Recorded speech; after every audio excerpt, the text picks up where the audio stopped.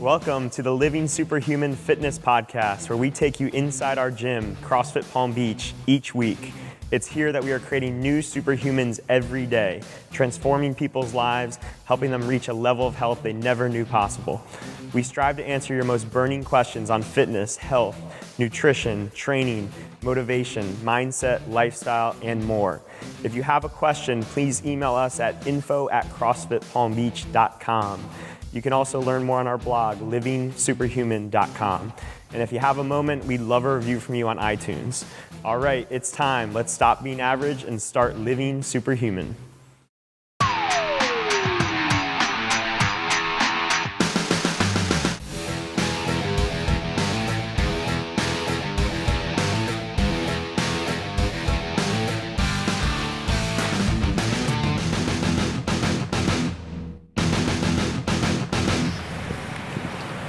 Welcome to CrossFit Palm Beach. I'm Coach Andrew, and we're here with Coach Brendon, Coach Zach, and Coach Tony.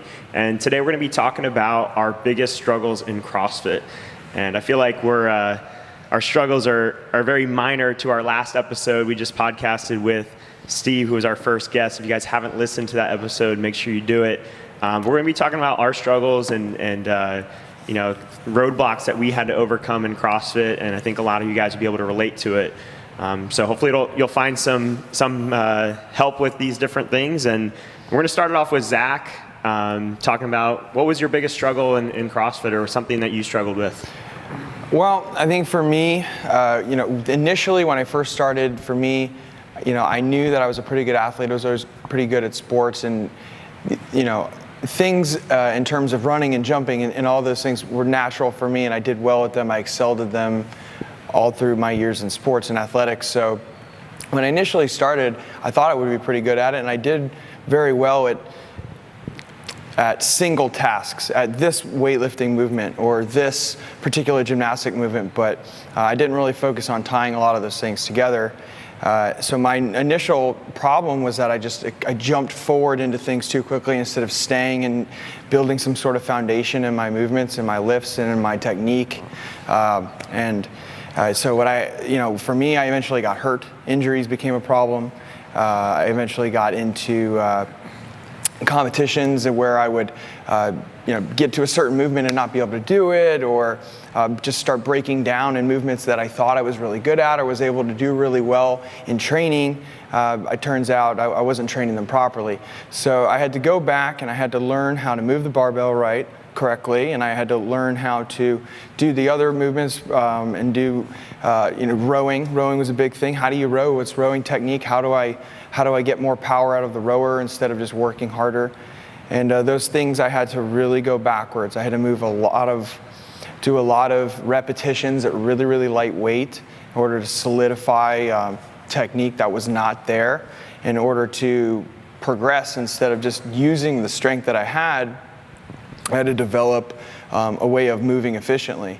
And so for me, that was my biggest struggle, was just jumping forward and not actually building a foundation. So I ended up dealing with injuries and just struggles in competitions that I never should have dealt with if I just would have listened to my coaches and started where I should have started, which was with lightweight, lots of simple work with, going with some of the scaling. I never would scale anything. I would do everything RX from the beginning, and I wish I would have just scaled some workouts and developed properly.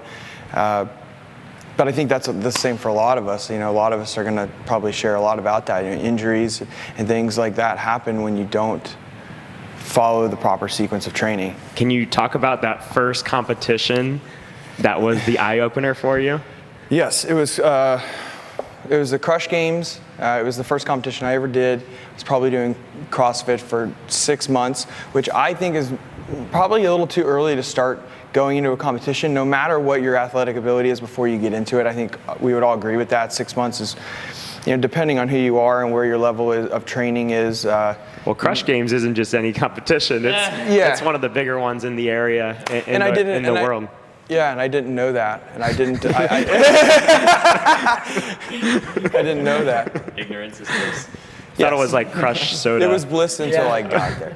Well, So what in happened a to lot get of there? ways, I'm fortunate that it happened that way, because it kind of shocked me, and it gave me a kick in the butt, and it made me train really hard and get to where I am right now. So I needed that. I think that things aligned in that way for me for a certain reason.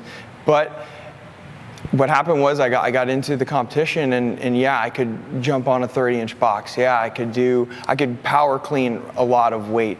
But when I got past event 1, which was a power clean, I got into event 2, and it had 50 wall balls, and it had 55 box jumps, and it had 25 handstand push-ups. I thought that I could do handstand push-ups.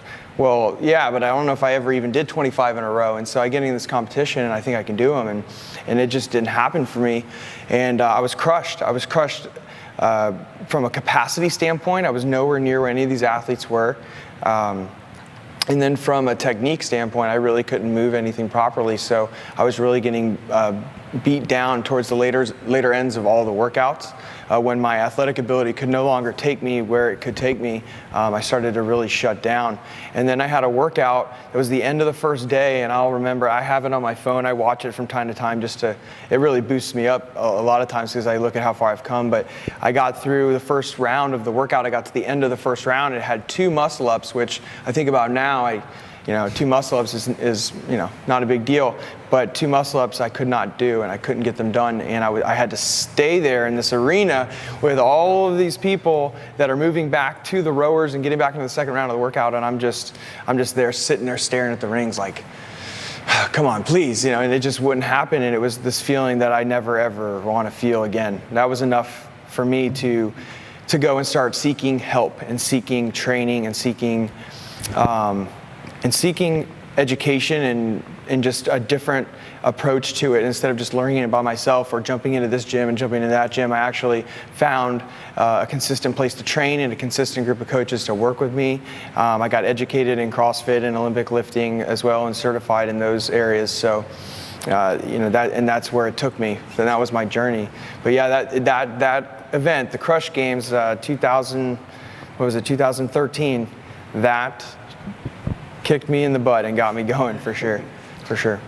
Yeah, I see that with pretty much all of our athletes. They come in, and not everyone will just immediately hit it off the way you did with CrossFit in a lot of ways, but they will in certain areas. They'll kind of start cruising, and it's not until they have that moment of, it could be injury, it could be failing in a competition, where they say, okay, I need to really treat this differently. I need to focus more on technique, or I need to break this down a little bit more detailed, and sort of become like a student of CrossFit, and not just go in and think that effort is gonna be your the thing that separates you, the thing that makes a difference. In a sport where strength is king, it's really sometimes it is mind over matter. Sometimes it is about what can I outthink my opponent instead of outlift my opponent, and a lot of times that's what you need to fall on when you just have nothing left in the tank. It's really all you have left. So awesome. Tony, can you talk a little bit about something that you struggled with in your CrossFit career? Yeah, so my biggest obstacle was double unders, which is a problem a lot of people deal with. It's probably the least functional movement in functional fitness, which pissed me off pretty bad when I started CrossFit. I'd say what's the point of this movement? Yeah. The circus? And I was good at singles. I was really good at singles. I could do singles for probably an hour straight. But when it came to the double under, I just couldn't get it. And probably the first 6 to 7 months when we first opened our gym, I never got an RX for a double under workout, and it just bothered me so much. So it bothered me to the point where I made myself work on them 4 to 5 days a week. And I remember one day when I was working on them, and I was getting them pretty well. I was actually able to do single, single, double, single, single, double. So I was starting to get some RX workouts when there was a lower volume. And I remember you saw me doing that one time, and they weren't pretty doubles, but they were there. And you stopped me and you said, and I'm talking to Andrew. Andrew stopped me, and he said, just don't do that anymore. He's like, you need to stop. You need to go backwards. you need to practice a good double under and just do it over and over again. And it was hard for me at first because I was just starting to get those RXs. I was finding a way to do the movement completed.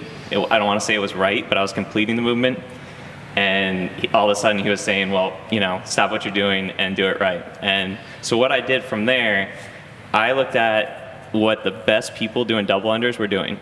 I looked at their form. I looked at video after video of, what was their form? Were they, where were their shoulders? Where were their wrists? Where were their hands, their elbows?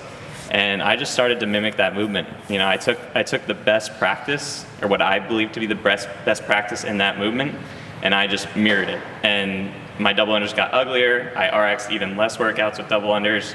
But eventually over time, I stopped hitting myself and started actually getting them. And I got them good because I was trying to not just get them for the RX sake, I was actually trying to get the best double under I could possibly envision. Yeah, I think that's so key with learning some of these technical movements is not just thinking, where do I want to be today, especially do I want to just put an RX on the board, but where do I want to be a month from now? Where do I want to be a year from now? Where do I want to be 3 years from now? What do I want my double unders to look like and my toes to bar to look like? And if what you're doing today looks very different from that, then you got to change some things. You got to go back to the drawing board, and it may mean a few steps backwards. It may mean not putting an RX on the board for that day, or maybe for the next 2 months, 6 months, a year. But a year from now, you'll have them, and you'll look back and you'll say, I'm glad I did that. Because now, double unders show up once a week, toes to bar show up once a week, or about that, and every time those things show up, you can look forward to it. You can be excited to have those things there. So. Yeah, and it kind of relates to Zach's point. Like, if it's a weightlifting movement, step the weight back. Start doing it how you see the best people doing that movement, or that weightlifting movement. So you're trying to say if you do the movement right, it's going to be more efficient, right?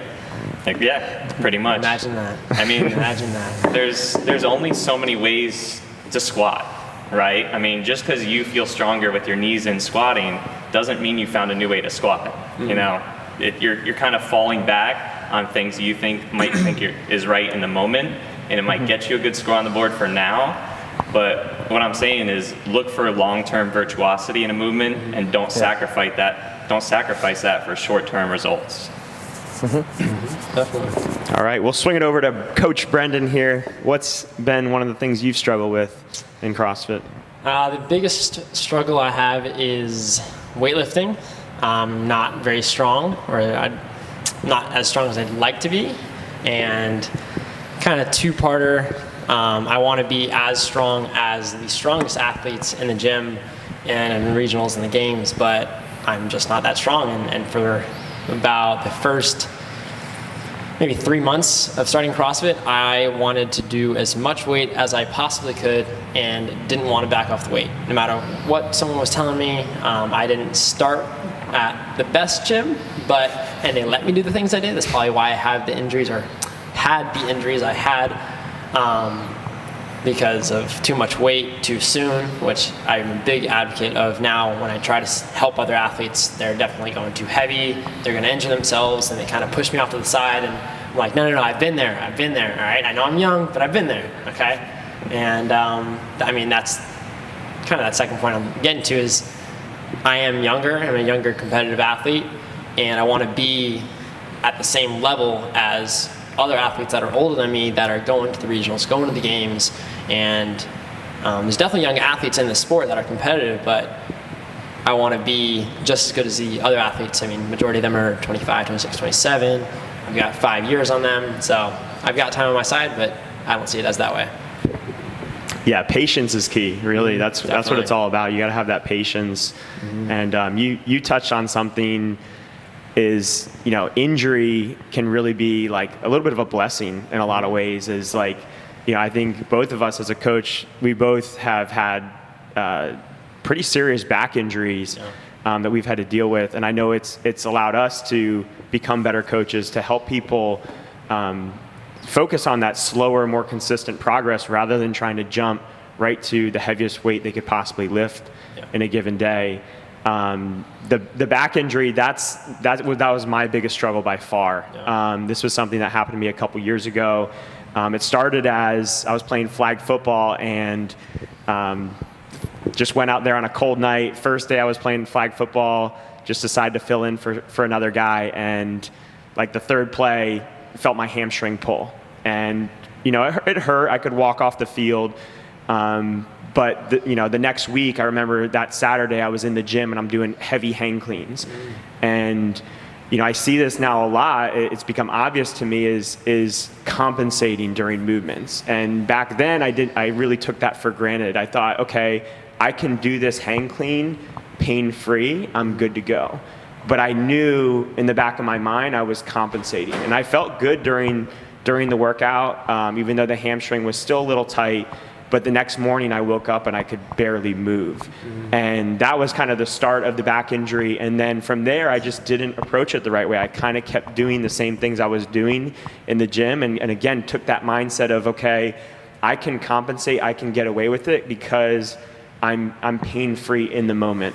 And eventually I went to a competition with Brendon, with one of our other coaches, and I'm in the warm-up area getting ready for event 2, and my back goes out on me, and I ended up finishing the competition, and that was the start of the end for me. I mean, it was basically almost a year, 18-month recovery to get back to what I felt like was 100%, where I saw my numbers close to where I was on like back squats and cleans and snatches, and that was really tough. But again, I learned a lot from that experience. I mean, one was just that I had to learn how to move better, and that I had to help our athletes focus on good technique and not compensating right from the beginning.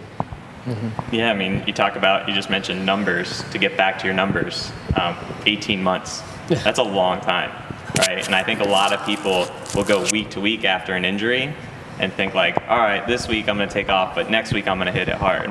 And it's like, okay, then the injury lingers longer and longer and longer. And next thing you know, it's 18 months. So had you not tried to hit those numbers up front, you probably would have got to your old numbers quicker again. And those little hiccups once you have your injury and then you wait a week and you're like, oh, I'm fine. And then you get those little hiccups of, oh, wow, I just felt that on my back. And that happens again and again and again. And then those little short periods of you feeling good become slimmer and slimmer. And those back injuries get more and more populated throughout your career, and does not help at all. Yeah, you definitely have to be able to be patient and take that time away. One of the things that I was able to learn from the experience was, it was individual to me, but I think it's something that everyone can gain from is, I got hurt doing a competition, and I don't think it was the smartest move to finish out that competition once that injury was in place. But when I had to take time away from the classes, from the workouts, I realized how much I just enjoyed the daily workout, being a part of the group, being able to jump into a class with our members and be a part of the group. And I think I took that for granted when I was getting a little too focused on the competition side and doing that. And that's something I still, to this day, will never kind of relinquish, is my ability to just work out with the class. Because I realized above anything else, that's really what CrossFit is to me, is just being a part of the group and being able to train hard with everyone and be alongside our CFPB family, which is so great. So that was a wake-up call in that sense, to really dig into why I show up each day. Well, and you talk about leaving the competition. You said I should have left. I mean, how many times do we see it as coaches where we're trying to get the athlete to walk off the field? Say, hey, you felt something today? All right, walk off the field. And it's just a random Tuesday, and we can't get them to walk off the field. I think that's a big takeaway, is to just say, hey, pack it in for today. Yeah. Let's rest it. Let's do what we can to get it better. But don't be too proud to just walk off the field for a day. There's not much that can be won or lost at the end of your workout. When you've spent 30 minutes already working out, you've got something that doesn't feel right. The last thing you want to do is injure yourself doing something that's the very last part of your workout, it's really not essential when you could probably really use a really good cool down and a stretch and mobilize for all the rest of that time that you would have spent working out, just taking care of your body. And is it worth it? I mean, once you feel that little twinge, is it worth it to finish it and possibly risk 3 months of just rehab, or 6 months or 18 months? Is it worth it? Probably not. Yeah, and I've learned, I think you've kind of experienced the same thing, Brendon, is if you're diligent at the first instance of pain or instance of discomfort, it's a 1 or 2 or 3 day issue. When you just take that extra little bit, maybe finishing the workout, the last couple minutes of a workout, that can be enough to push that injury back months or years. Yeah, I had early when we started CrossFit, I was doing overhead squats and toes to bar, and I felt a little hip injury in my squat, and I just kept going, felt it on each toe to bar a little bit, and that ended up, setting me back probably about 6 months, because I always just had that pain, and I should have just walked away from that workout. And a lot of this pain is centered around not focusing on your fundamental stuff, but when you get started, right? Your air squat. If your air squat's not right, your overhead squat's not right, then you're probably not mobilized correctly. You're probably not moving properly through your hips or your lower back or hamstrings, or something's not moving properly, and you're gonna identify those things when you're working on fundamentals all the time, and you're not just jumping right into put 135 on the bar, let's go. I had a couple guys that did that. Was it yesterday? Yeah, yesterday morning, and I was like, guys, let's start a little bit lighter. Let's just warm up the deadlift first, and let's see how it looks. And then we'll move on in a little bit, But it's just a mentality that I think sometimes we as guys, we just have that, and we just want to go. Ladies are not immune to this either. Yeah. We see it too. Well, yeah, you're right. That's true. I actually think something that's really beneficial that I've learned for myself is to do a daily assessment upon showing up for the gym. Like, how did you sleep last night? You're asking yourself these questions. How did I sleep last night? How have I eaten the last couple days? Was I traveling? Did I just get back from being on a plane for a while? And just how do I feel? How's the last couple days of training hitting me? And that simple self-assessment before a workout can do wonders for keeping you healthy long term. Because really injury is probably the biggest obstacle that a lot of us have faced. Definitely the most common one we see. Awesome. So we'll go ahead and wrap it up. Any final words? Got nothing. Got nothing. All right. Thanks for joining us.